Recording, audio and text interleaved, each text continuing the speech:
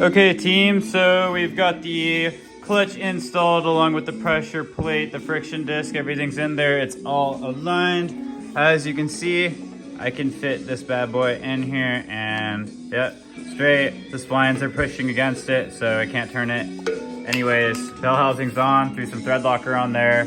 I was a little confused because there's these holes over here and they don't have any threads. My oil can actually came with these bolts, but they're too thick to run through here. I believe it, yeah, I think it just goes through the housing, or I might need really long ones. But anyways, I'm gonna have to get some smaller bolts. I just wanted to line everything up before I go to the hardware store to pick those up. So anyways, we're rocking and rolling. I'm gonna try to fit that bad boy on. I ended up having to buy some more hardware.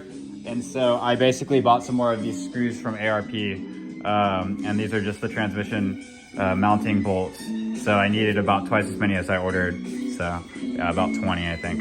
Anyways, we're rocking and rolling, listening to some blues, folks. And you may have noticed that I haven't been posting too much lately. I've just been super busy, working full time, just kind of on the grind. So I'll try to keep y'all posted as much as possible. But by the next time you see me, we'll probably have the engine inside of the chassis, and I'll be hooking up the wiring harness, coolant system, the power steering, everything else. By the way, I did put in some front suspension components. So we got the coilovers, which are adjustable, by the way, in there. They have adjustable ride height here, and I put in some new tie rods.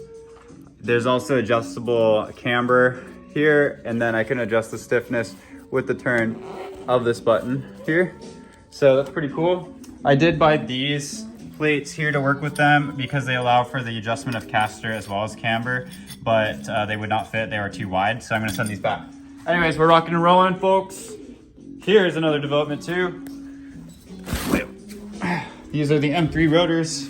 Here is the stock E46 rotor, and then here's what the M3 rotor looks like, and the calipers are also about as beefy. So super excited to get some big brakes on the front just to make sure this car stops a little bit faster since it has over twice the horsepower.